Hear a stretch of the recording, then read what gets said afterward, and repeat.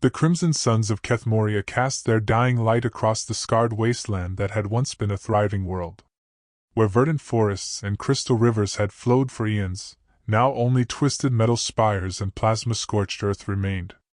The perpetual war between the Bloodfang and Ironhide clans had consumed everything, turning paradise into purgatory. Warchief Groktar Bloodfang stood atop the highest tower of Crimson Citadel, his massive frame silhouetted against the burning sky. His cybernetic left arm, a replacement from countless battles, whirred softly as he clenched his fist. 3,000 years. 3,000 years of endless conflict, and still the Ironhides persisted in their foolish quest for domination. The war had begun over something so trivial that most had forgotten the original cause, a dispute over mining rights to the rare quantum crystals buried deep beneath Kethmoria's surface. What had started as a commercial disagreement had escalated into a blood feud that spanned millennia, consuming entire generations and transforming both clans from peaceful traders into savage warriors. Both clans had evolved beyond their ancient origins. Where once simple orcs had walked this world with nothing but crude weapons and basic technology, now they wielded plasma cannons, quantum shields, and starships that could crack planets. Their bodies bore the scars and augmentations of countless conflicts, cybernetic limbs, neural implants, and genetic modifications that made them faster, stronger, and deadlier than their ancestors ever imagined. Yet for all their technological advancement, they remained bound by the primitive hatred that had sparked this war. Honor demanded blood. Blood demanded more blood. And so the cycle continued, unbroken and seemingly unbreakable. Groktar's mate, Zareth, moved silently across the chamber behind him. Her pregnancy was entering its final stages, and the clan's biomedics had confirmed what the ancient prophecies had long foretold. The child she carried would be born under the convergence of both suns, a celestial event that occurred only once every 1,000 years. "The stars align tonight," Zareth said, her voice barely above a whisper. Her hand rested protectively over her swollen belly, where the future of both clans grew within her.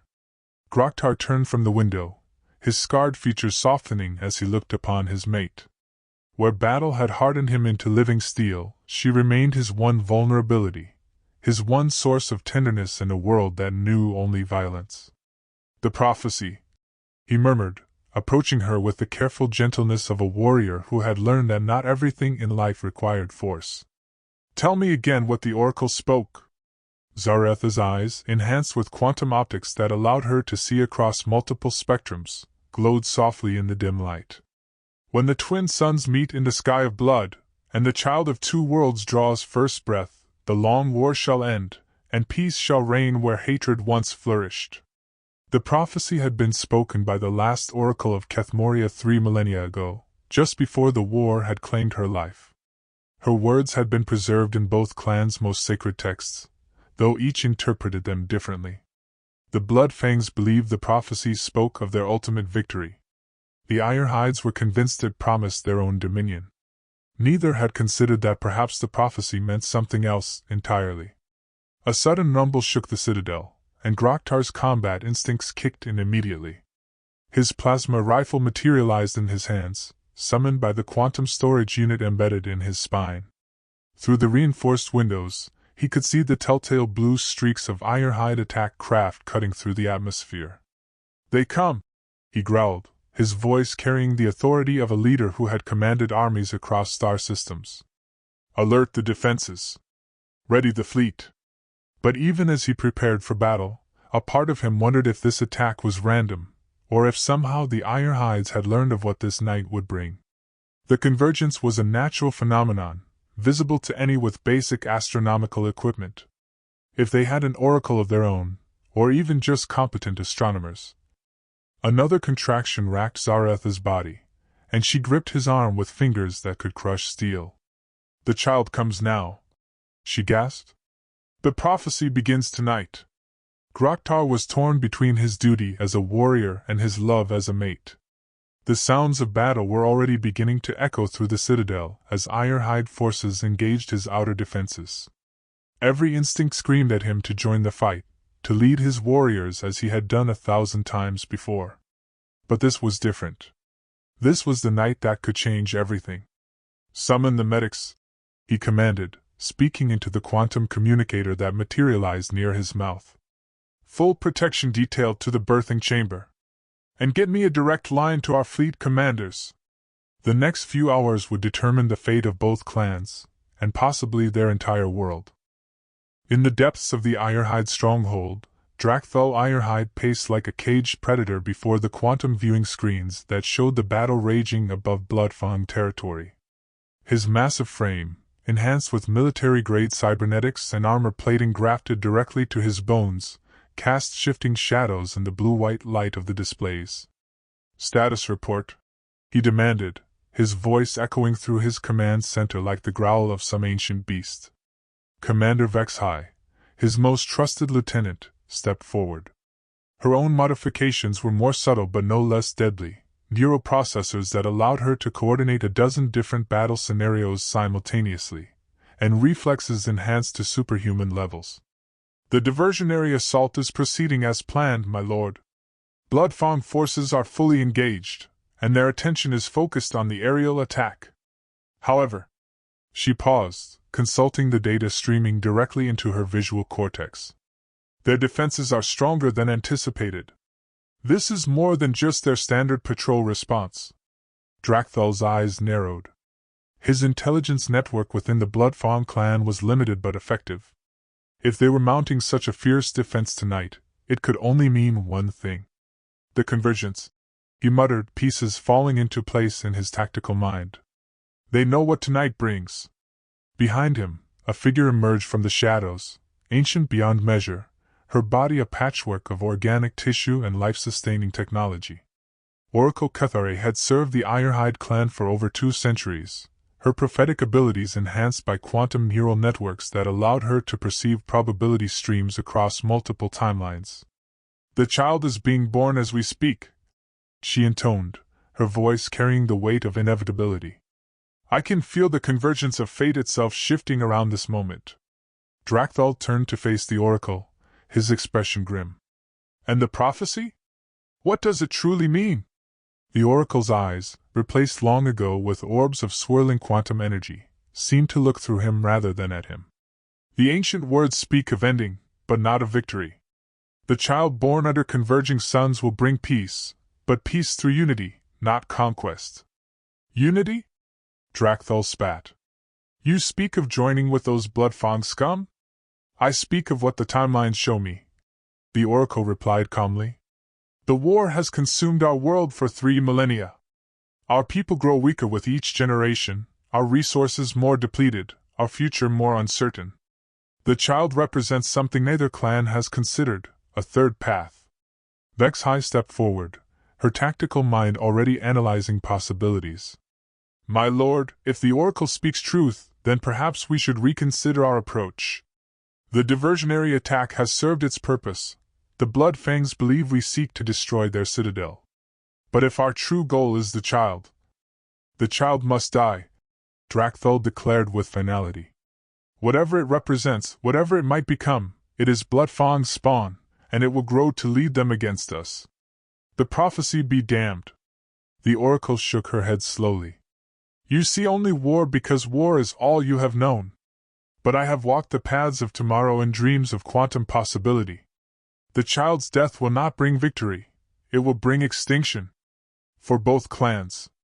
A new voice cut through the chamber, young, eager, and touched with the reckless confidence of a warrior who had never known defeat.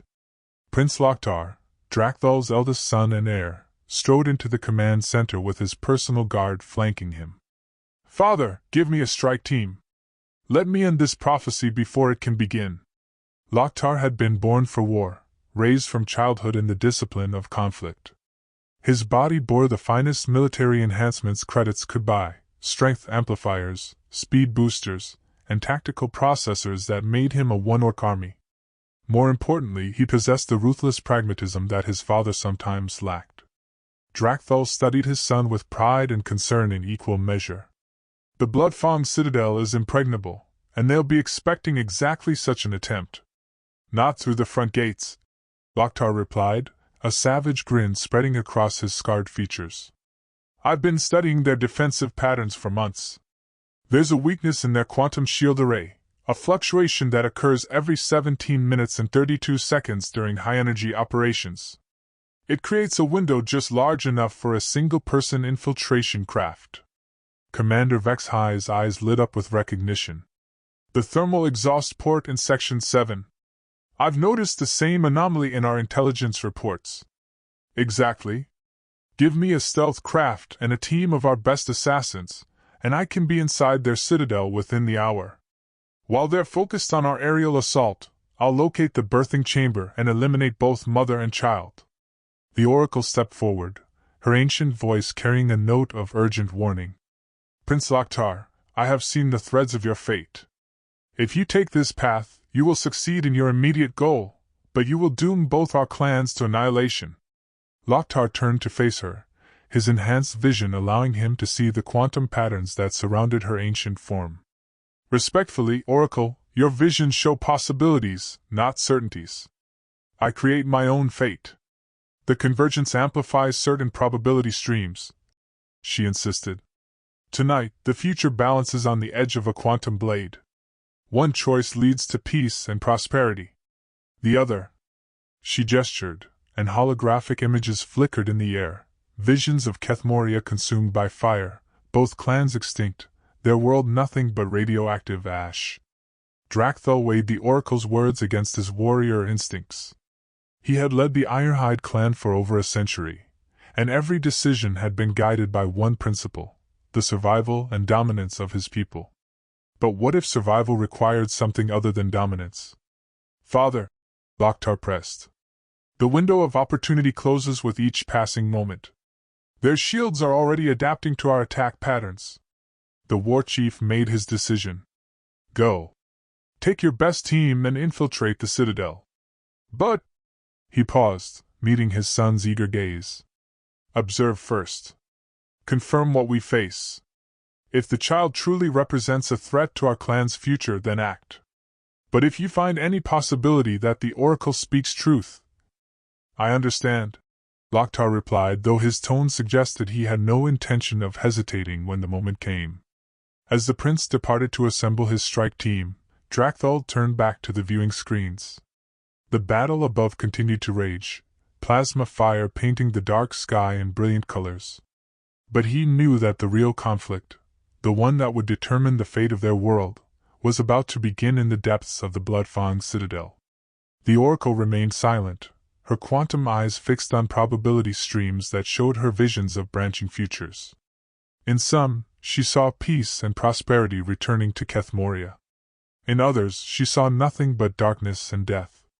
Tonight would determine which future became reality.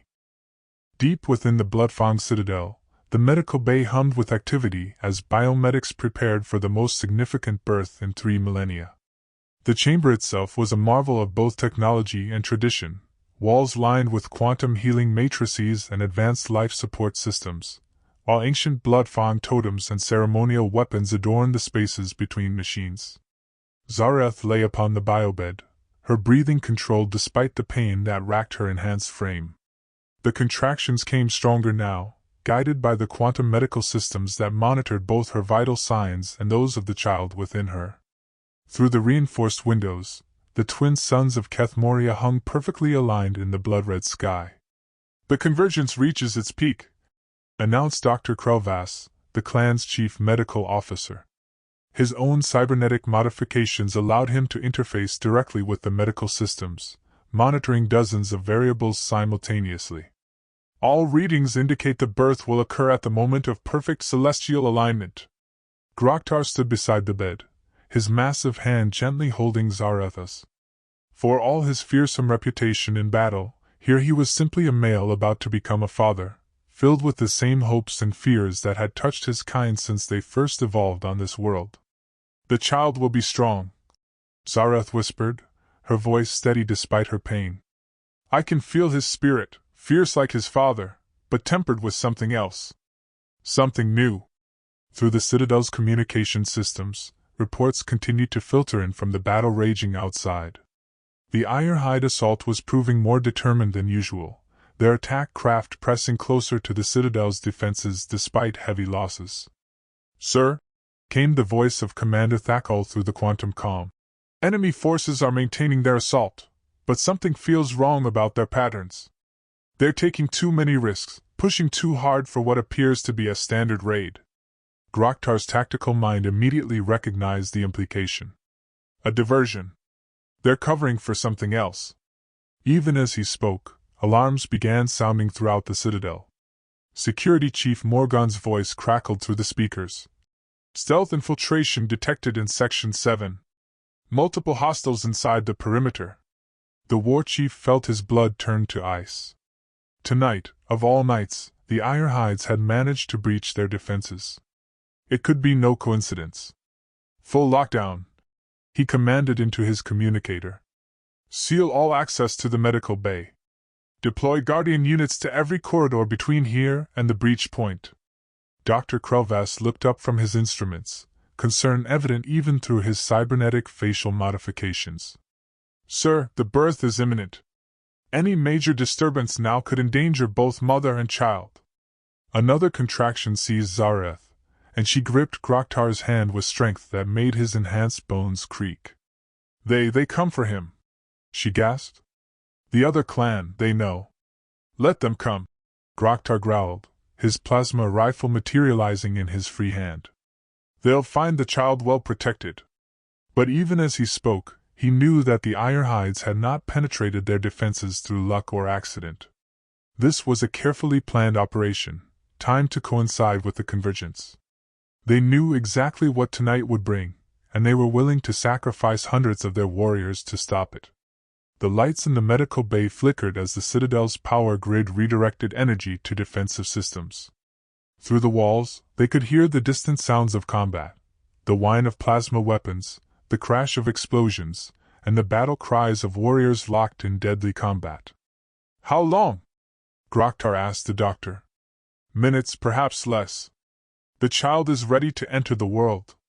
On the viewing screens mounted around the chamber, tactical displays showed the progress of the infiltration.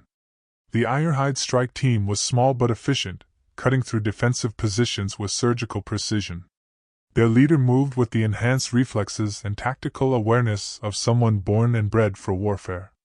"Prince Loktar," Groktar muttered, recognizing the movement patterns from countless previous encounters. "Drakthulzer leads them personally."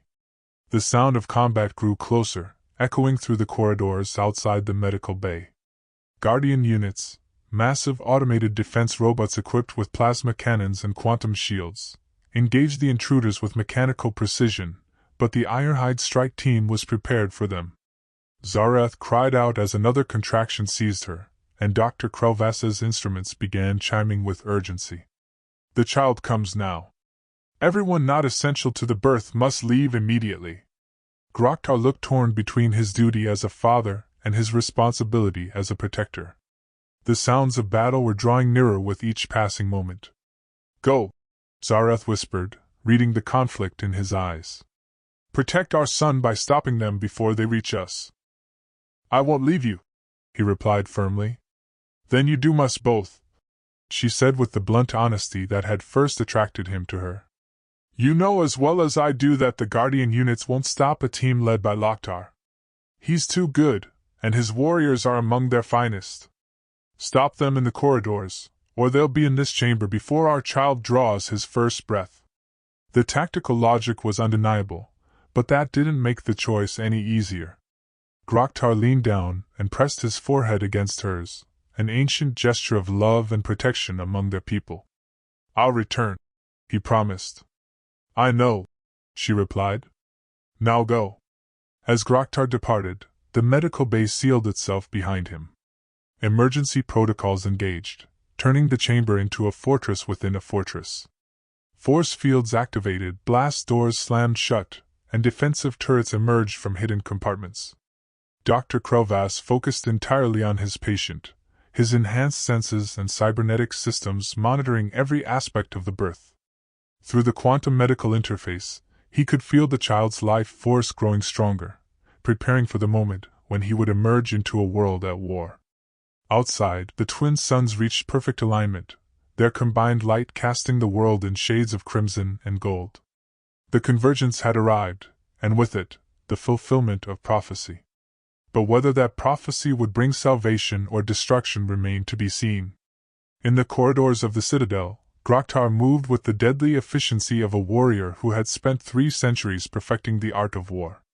His plasma rifle charged and ready, his enhanced senses alert for any sign of the infiltrators, he advanced toward the sounds of combat with grim determination.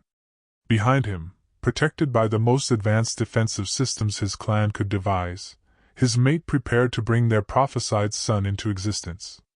And somewhere in the darkened corridors ahead, Prince Loktar and his strike team pressed forward with equally grim determination to prevent that birth from changing the course of their eternal war.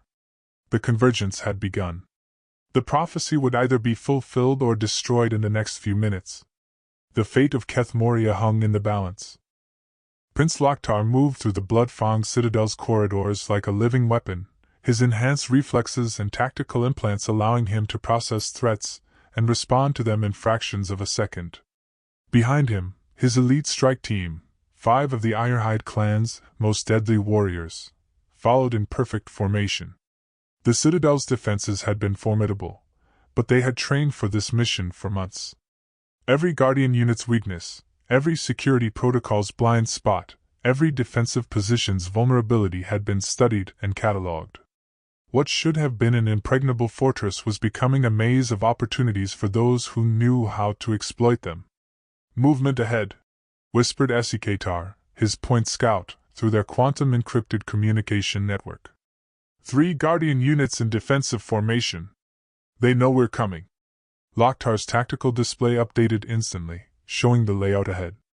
The Guardian units had positioned themselves to create a crossfire pattern that would normally be impossible to survive, but normally assumed opponents who fought like conventional warriors. "Vaktar, sonic disruptor on my mark," he commanded. "Rekhai, quantum grenades, pattern 7. Esikatar, flank left. Drekmol and Tekvar, follow my lead." The Ironhide strike team moved with choreographed precision.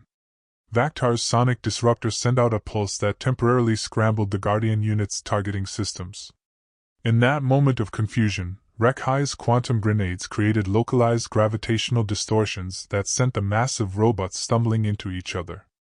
Loktar and his remaining warriors struck like lightning, their plasma weapons finding the exact weak points in the Guardian unit's armor plating.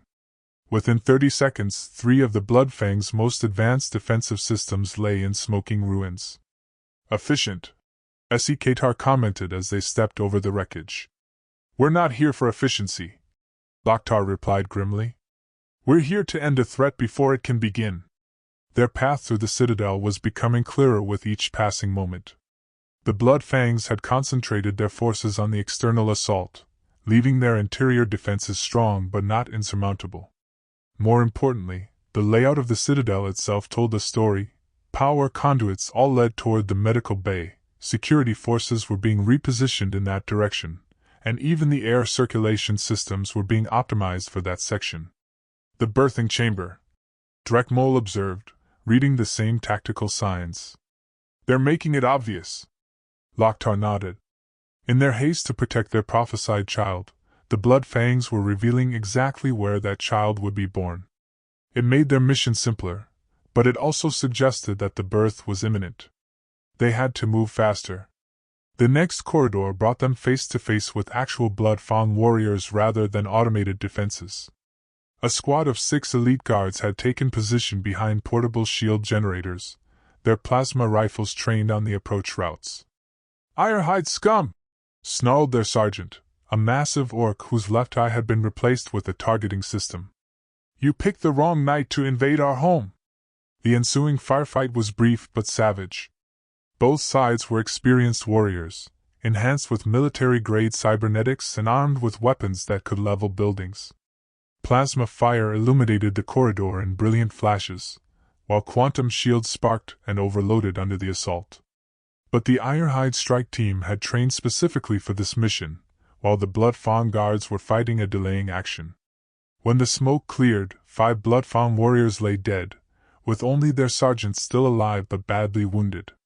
Loktar knelt beside the fallen warrior, respect evident in his posture despite their clan enmity. You fought well. Where is the birthing chamber? The sergeant spat blood, his targeting eye flickering with damage. You think killing one child will end 3 millennia of war? I think killing the right child will ensure my clan's survival, Loktar replied honestly. The prophecy, the sergeant whispered, his strength failing, speaks of peace, not victory. Peace through strength, Loktar said. Peace through the elimination of threats. The sergeant's laugh was cut short as his life signs flatlined. Loktar stood, his expression troubled despite his resolve. These blood-fawn warriors truly believed in their prophecy, believed that somehow this child would bring peace to their war-torn world. But belief didn't change tactical reality. A blood-fawn heir raised to lead would be their enemy for decades to come. Better to end the threat now than face a more capable opponent later. They pressed forward, deeper into the citadel. The corridors here were older, built into the original structure that had existed before the war transformed both clans into what they had become. Ancient stone walls bore the scars of countless battles, while modern technology had been grafted onto surfaces that had once known simpler times. We're close, Rekhai reported, consulting her tactical scanner. Heavy concentration of life signs ahead, and energy readings consistent with medical equipment. But as they approached the final corridor leading to the medical bay, a new sound reached their enhanced hearing, the heavy footsteps of someone approaching from behind, moving with the confident stride of a veteran warrior. Loktar's tactical display identified the threat before he turned around. Heat signature consistent with extensive cybernetic modification, movement patterns suggesting advanced combat training, and energy readings that marked the bearer as carrying high-end military hardware. Warchief Groktar stepped into view at the far end of the corridor, his massive frame filling the passage. His plasma rifle was lowered but ready, and his scarred features bore an expression of grim determination.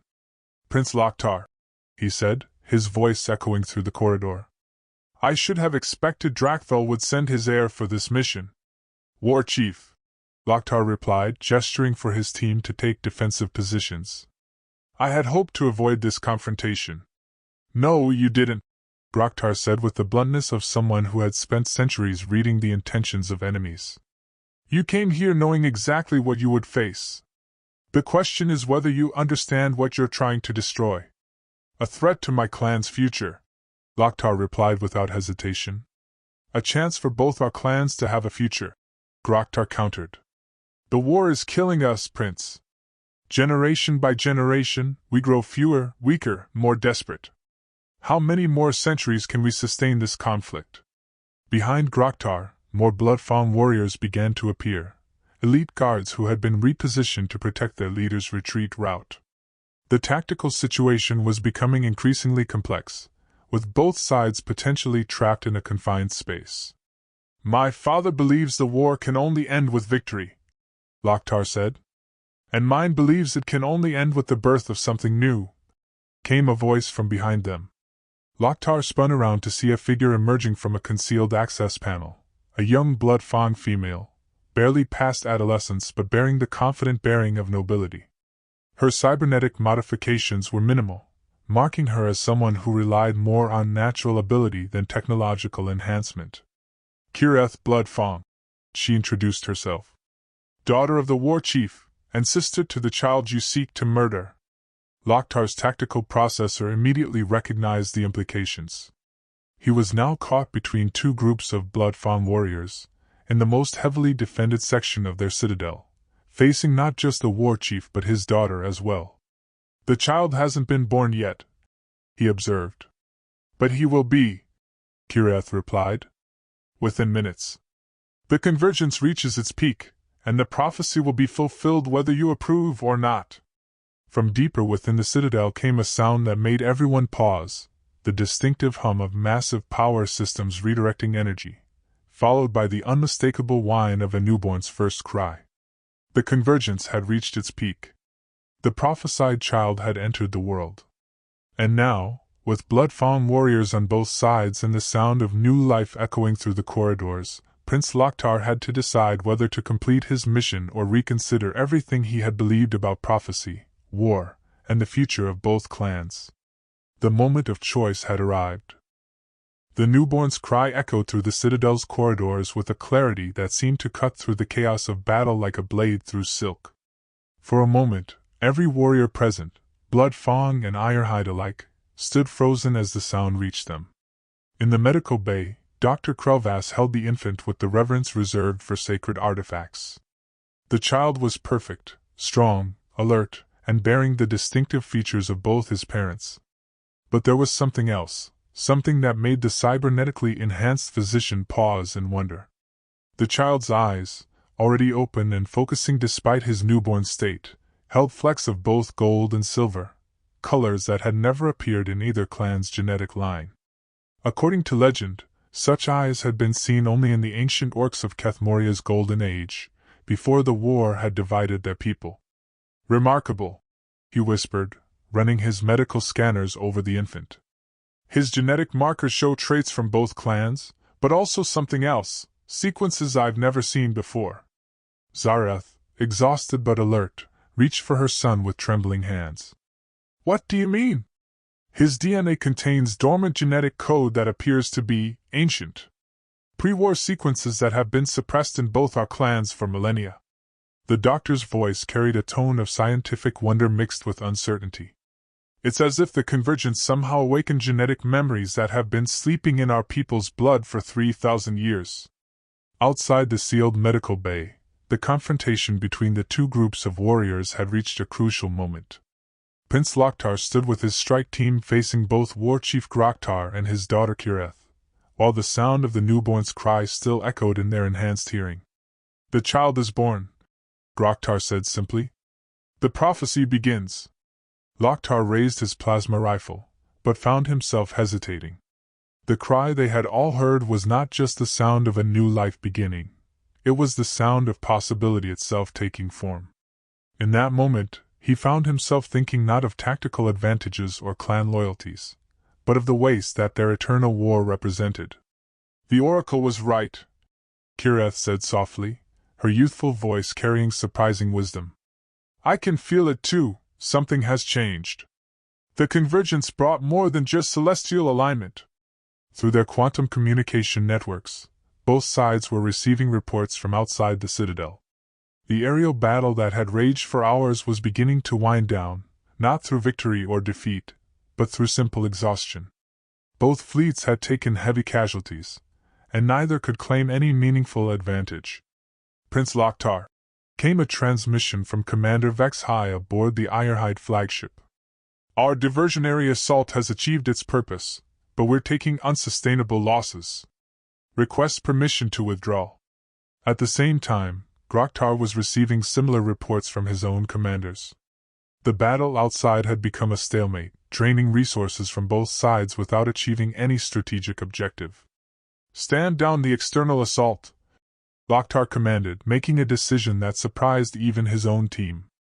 "Withdraw to minimum safe distance and maintain defensive postures only."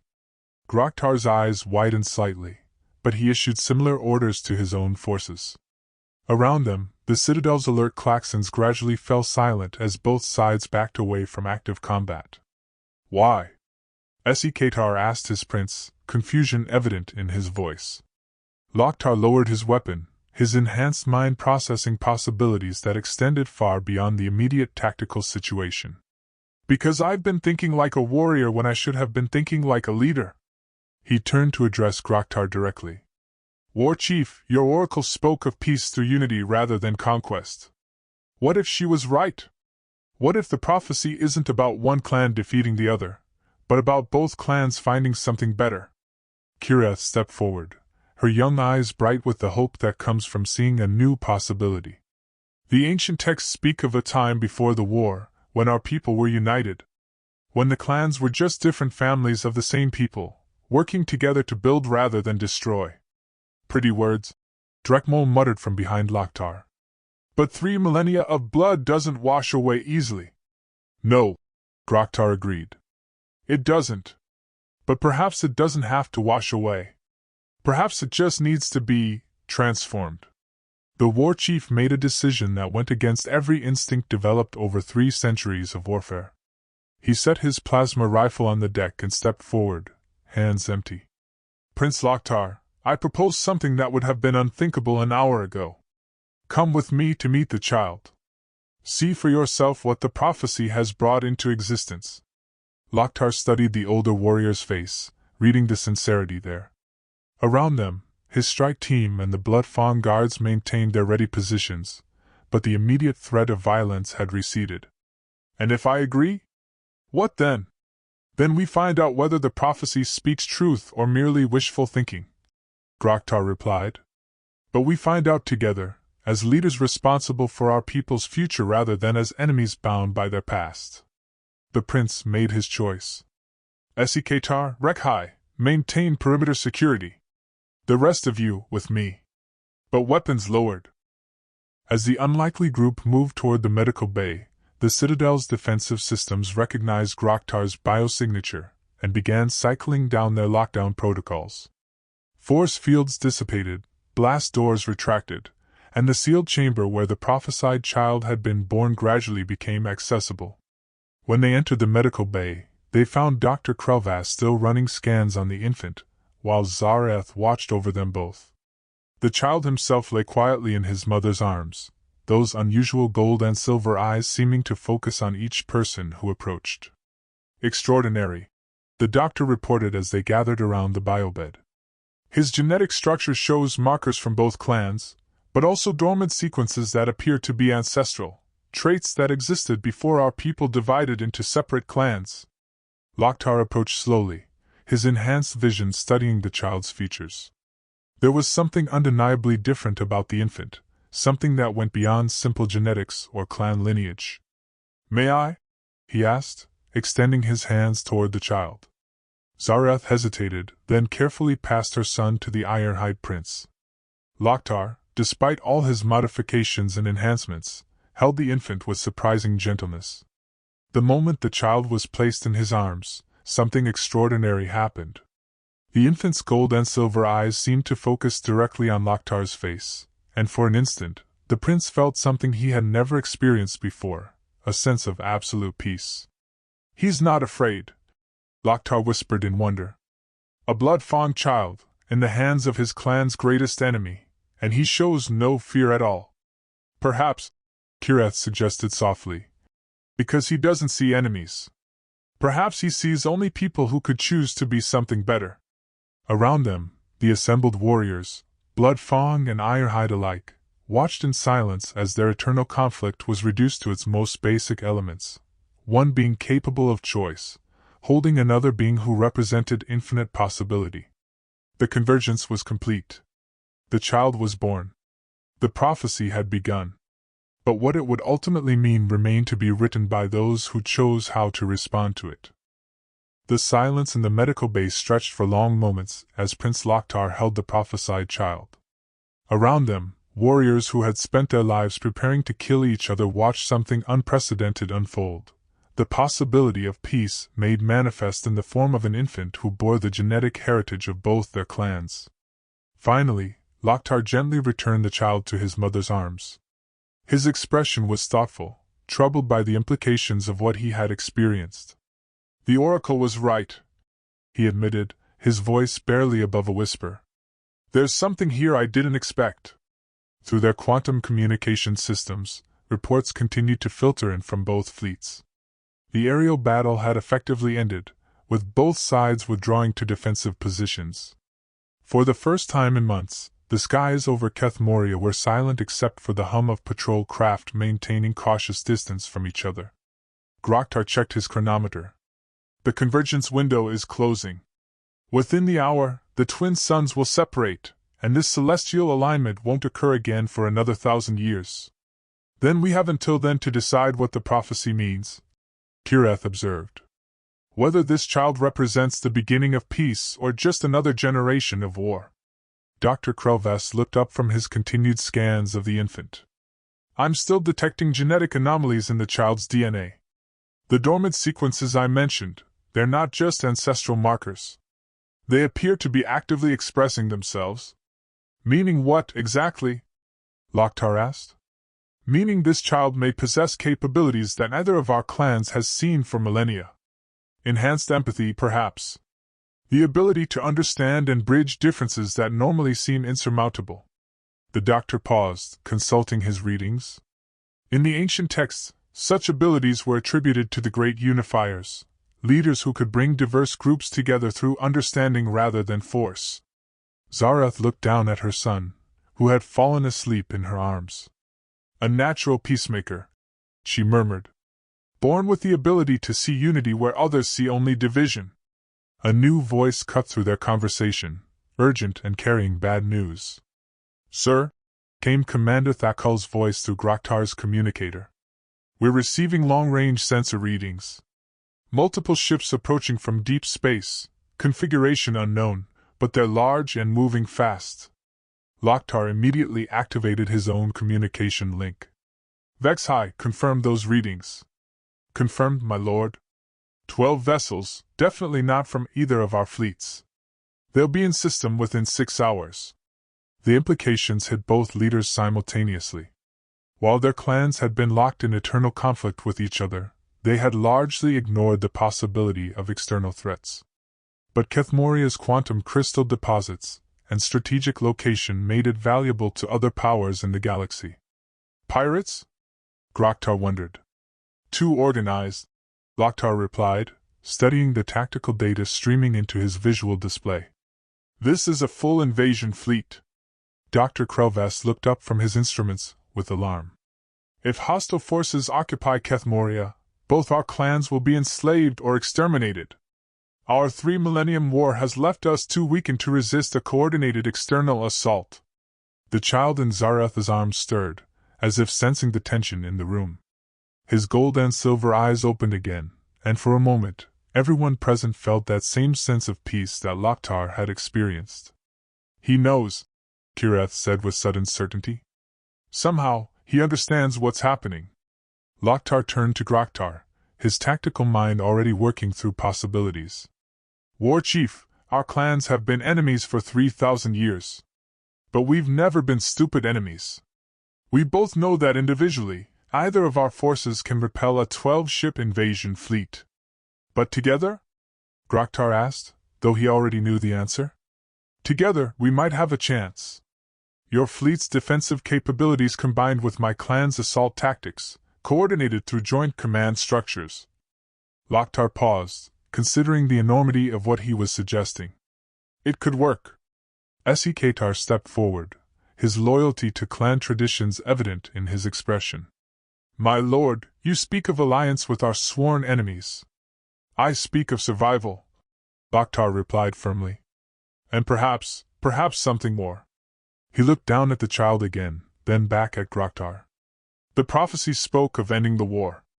What if the way to end it isn't through victory or defeat, but through facing a greater challenge together? Zareth shifted the infant in her arms, and his tiny hand seemed to reach toward both clan leaders simultaneously. The ancient texts speak of unity born from necessity, she said. Perhaps this invasion is not a disaster, but an opportunity. Groktar was quiet for a long moment, weighing 3 millennia of tradition against the practical demands of survival. Finally, he spoke with the authority of a leader who had guided his people through countless crises. Prince Loktar, I propose a temporary alliance. Joint command structure, shared intelligence, coordinated defense against the external threat. When the invasion is repelled, if it is repelled, then we can decide what comes next. Agreed, Loktar replied without hesitation. But I suggest we aim higher than temporary cooperation. The child represents genetic unity between our clans. Perhaps it's time for political unity as well. Kiretha's eyes widened with understanding. You're suggesting permanent peace. I'm suggesting evolution, Loktar corrected. Our clans have been shaped by war for so long that we've forgotten what we could become in peace. This child carries the genetic memory of what our people were before the conflict divided us. Perhaps he can show us what we could be again. Dr. Krelvas consulted his instruments one more time. The convergence window is closing, but the child's genetic anomalies are stabilizing. Whatever capabilities he possesses, they appear to be permanent rather than temporary. Groktar made his decision with the finality of a leader who had spent centuries learning when to fight and when to adapt. Then we have our answer. The prophecy spoke of peace when the child was born under converging suns. The suns have converged, the child is born, and we face a choice: continue our ancient war and face extinction, or forge a new path and discover what our people can become. He extended his hand to Loktar, not in the formal gesture of alliance, but in the ancient sign of kinship recognition that both clans shared from their common heritage. Prince Loktar of the Ironhide clan, I propose that we end the war not through victory, but through understanding. Let us defend our world together, and let this child grow up in a future where Bloodfang and Ironhide are not enemies, but two aspects of a greater whole. Loktar clasped the offered hand, feeling the weight of history in the gesture. War Chief Groktar of the Bloodfang clan, I accept your proposal. Let the war end here, in this moment, with the birth of hope and the promise of something better. Around them, warriors who had dedicated their lives to conflict watched as their leaders chose cooperation over conquest. It would not be an easy transition. 3 millennia of hatred and mistrust could not be overcome overnight. But the child in Zaratha's arms represented proof that change was possible, that unity could emerge from division, and that sometimes the greatest victory was learning when not to fight. The external invasion fleet continued its approach toward Kethmoria, but now they would face not two weakened clans exhausted by eternal war, but a united people rediscovering what they could accomplish together. The prophecy had been fulfilled, but not in the way anyone had expected. Peace had come not through conquest, but through choice.